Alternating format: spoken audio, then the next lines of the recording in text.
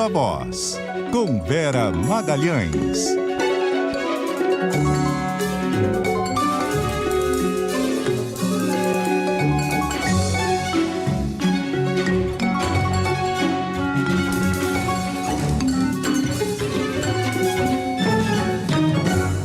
Viva Voz, Vera Magalhães, boa noite. Oi, Bocardi, boa noite para você e para Carol, para todo mundo que nos ouve e nos assiste. Oi, Vera. Boa semana, Vera, nesse calorão todo, vamos falar aí sobre os brasileiros de Gaza. Temos aí uma turma a caminho, né? A gente viu aí que saindo do Cairo e vindo para cá, devem chegar nesta noite. O que será oferecido para eles? Pois é, Bocardi, finalmente, né, a primeira etapa desse drama teve um desfecho favorável. Os brasileiros conseguiram sair no domingo, 22 brasileiros, 10 palestinos, sendo 7 desses 10 que têm registro migratório e outros 3 que saíram como parentes dos brasileiros. Eles deixaram a região de Gaza de ônibus até a primeira estação dentro do território egípcio. Lá foram recepcionados pelas autoridades já brasileiras, diplomáticas, levados ao Cairo, de onde embarcaram com um voo que tem 2 escalas técnicas.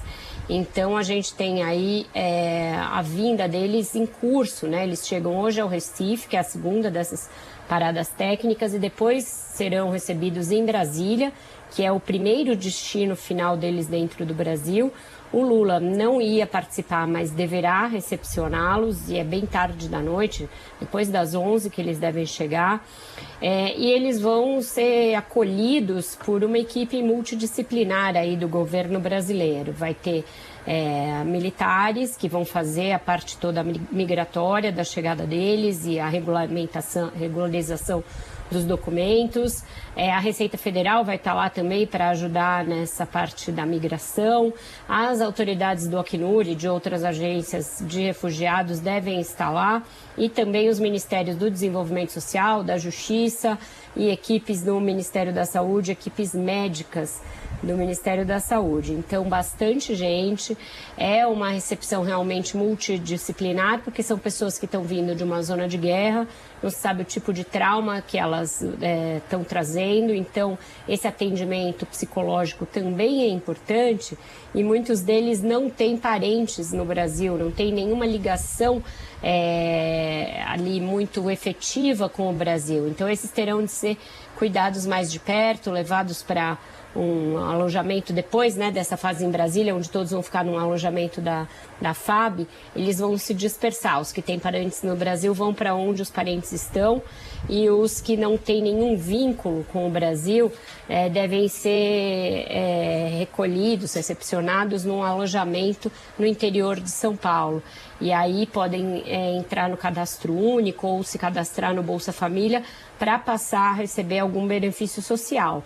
De imediato, eles não recebem nenhum benefício do governo específico para esse grupo. Não vai ser criado um desembolso de dinheiro específico para esse grupo, mas eles podem se cadastrar nos programas sociais, no CadÚnico e no Bolsa Família, e também vão ser acompanhados pelo governo para tentar se posicionar, se colocar no mercado de trabalho, enfim, arrumar emprego. Eles vão ficar sendo monitorados o tempo inteiro. É uma vitória ali da diplomacia brasileira.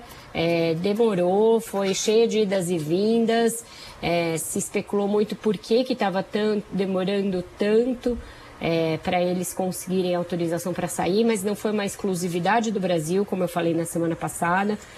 Outros países também passaram por isso. O conflito está se acirrando, está se agravando.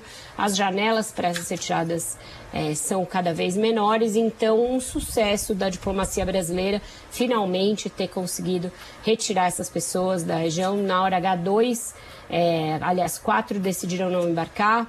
E aí, assim, se resolveu essa primeira etapa, né? Agora, ainda tem alguns outros brasileiros na região, né? Essas negociações para que eles também possam sair, ou se mais gente quiser sair agora, daqui para frente, isso tende a ser mais complicado, Vera? Eu acho que sim, Carol. O que a gente tem ouvido aí das autoridades, tanto do Ministério da Justiça quanto do Itamaraty, é que a partir de agora, para você reunir grupos e explicar para os dois lados ali, tanto para a autoridade palestina quanto para o governo de Israel, porque essas pessoas precisam sair e conseguir retirá-las, conseguir comunicação com todos, vai ser cada vez mais complexo, mais difícil. A estimativa do governo brasileiro, e não é uma estimativa oficial, mas é a que tem pipocado por aí na imprensa, é que ainda haja cerca de 40 brasileiros ali na região. Mas não se sabe ao certo quantos desses vão manifestar realmente o desejo de sair, uma vez que até agora, o grupo que tinha tido autorização, alguns desistiram de embarcar. Então, eles vão continuar tendo isso como prioridade, vão continuar fazendo esse monitoramento, mas o governo brasileiro não acha que seja uma coisa para essa semana um novo embarque de brasileiros, por exemplo. É uma coisa que tem que ser ainda reunida, essas pessoas têm que ser catalogadas, isso tem que iniciar um novo processo de negociação com as autoridades dos dois lados, então é uma coisa que deve aí se prolongar caso essas pessoas de fato manifestem a intenção de deixar o país. Até porque temos também tratado de tantas coisas aqui, né, bem pertinho da gente, essa história do Comando Vermelho em Brasília. O Estadão noticiou que uma integrante do Comando Vermelho foi recebida no Ministério da Justiça, isso está gerando uma crise. E também se encontrou com parlamentares governistas. Como é que isso atinge aí? Como é que fica para o governo isso, Vera? Pois é, esse é uma grande bola fora daquelas de agendas mal organizadas, mas que está, sim, gerando uma crise para o governo. Bocardi, o que aconteceu? Uma ex-deputada estadual do Rio de Janeiro solicitou uma audiência com secretários do ministro Flávio Dino no Ministério da Justiça para levar entidades, organizações não governamentais que defenderiam os direitos humanos de presos. Então, assim foi apresentada essa comitiva que se reuniu lá. E nem todos os nomes constavam da agenda dos secretários do ministro. Foram 2 secretários do Dino que receberam esse grupo, no qual estava essa integrante do Comando Vermelho lá do Amazonas, conhecida como Dama do Tráfico Amazonense. Ela se chama Luciane Barbosa Farias, casada com o principal nome do tráfico lá no estado, que é o Clemilson dos Santos Farias, cujo codinome é Tio Patinhas. Ele está preso num presídio lá no Amazonas, mas ela também é condenada em múltiplas investigações, como sendo inclusive um dos braços financeiros do grupo.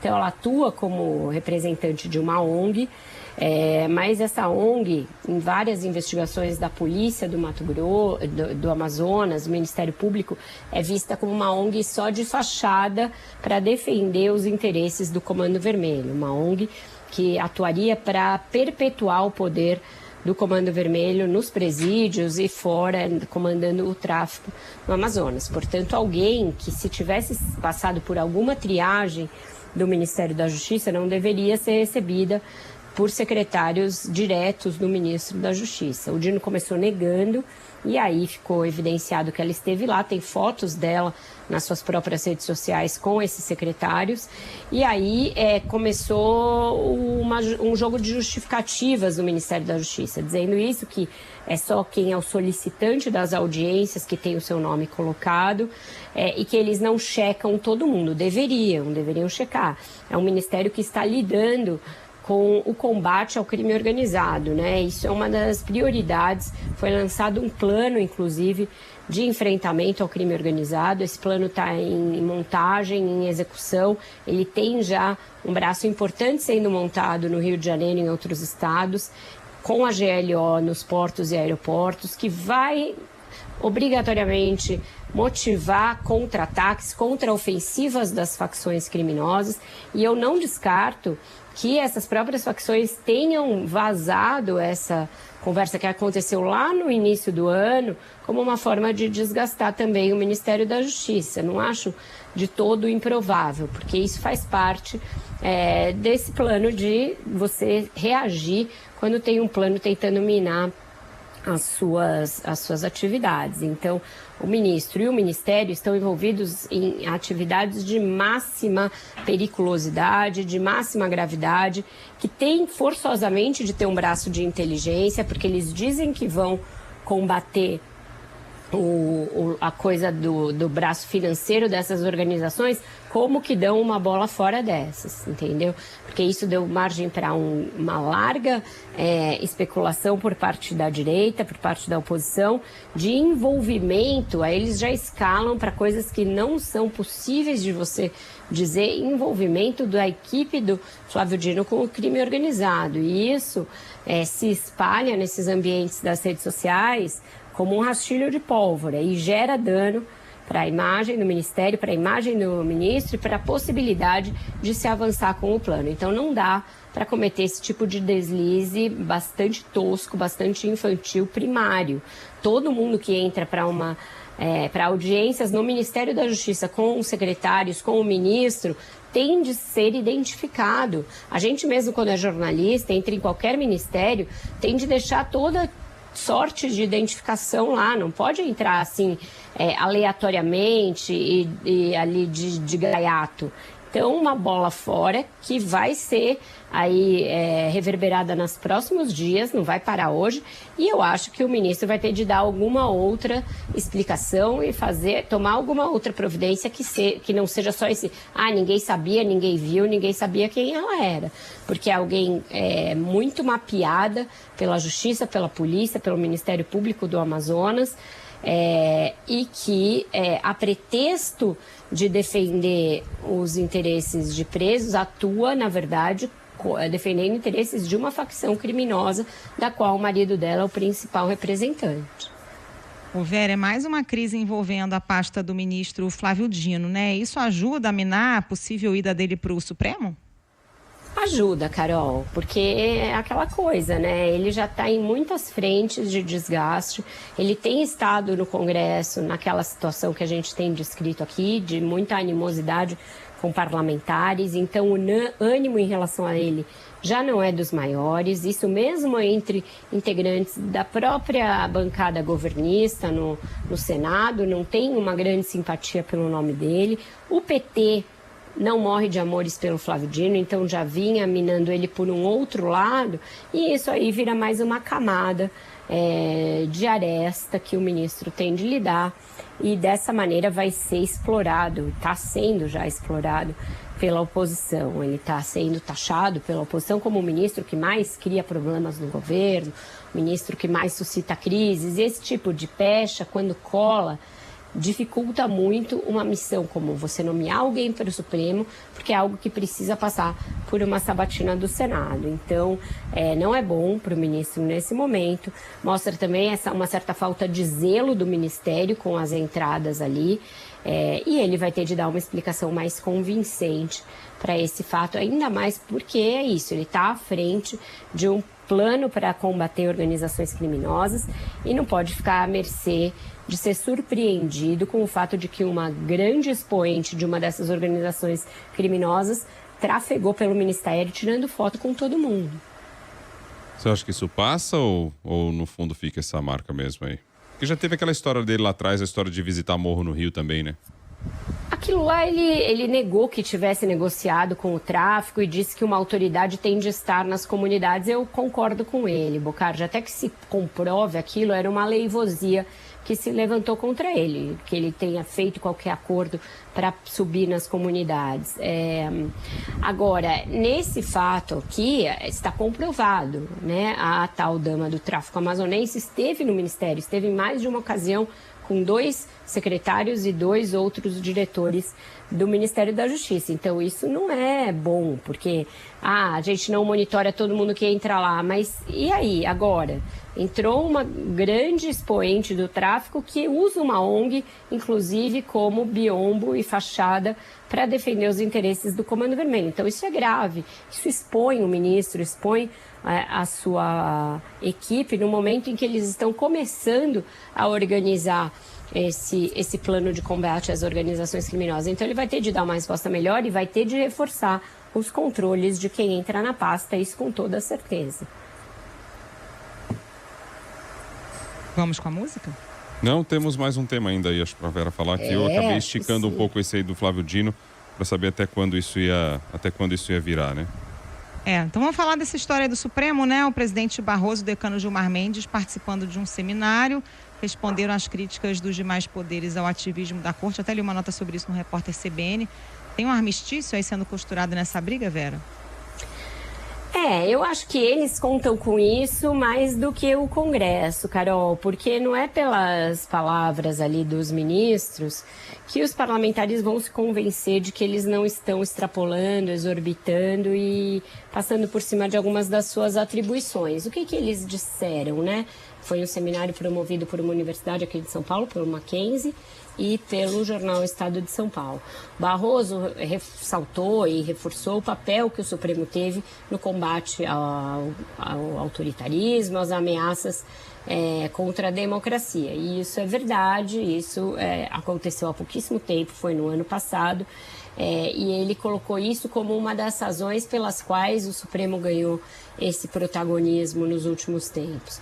Os dois, diante da possibilidade do Congresso aprovar medidas que acabem por limitar a atuação dos ministros, inclusive rever decisões, os dois disseram que isso não deve avançar. O Gilmar diz claramente que uma PEC autorizando deputados e senadores a reverem decisões da Corte, caso seja aprovada, não vai passar no próprio Supremo, ou seja, vai ser considerada inconstitucional no próprio Supremo. E aí a gente teria um impasse institucional entre dois poderes, mas a Constituição diz claramente que o Supremo fala por último em impasses desse tipo. Então, eu acho que o que eles estão querendo dizer, olha, não avancem com isso, porque em última instância a gente ganha, mas não é salutar que a gente chegue a esse ponto. O Pacheco deu uma pisada no freio nessa agenda. Começou a tocar a reforma tributária, agora deve tocar o projeto das apostas, depois vai passar o projeto dos fundos exclusivos e essa pauta não deve andar esse ano, porque depois é dezembro é votação da LDO e do orçamento. Então, eu acho que essa pauta foi colocada ali para o Legislativo dizer, olha, nós não estamos satisfeitos, ficou ali no horizonte e agora tende a dar uma refluída para os excessos e tudo mais. Eu acho que esta é uma boa oportunidade para esse armistício a que você se referiu, para que todos eles conversem, cheguem a algum meio termo, algum bom termo sobre quais são os limites de atuação de cada um dos poderes. Agora sim a música. Agora sim, é esse calor, gente. Esse calor que tá deixando todo mundo zureta. Eu tô zureta, tô aqui com um ventilador que realmente não dá conta do recado. Então não tem outra música, a gente vai ter que antecipar o carnaval, já que anteciparam o verão. Vamos de marchinha, alá, laô, que calor é esse?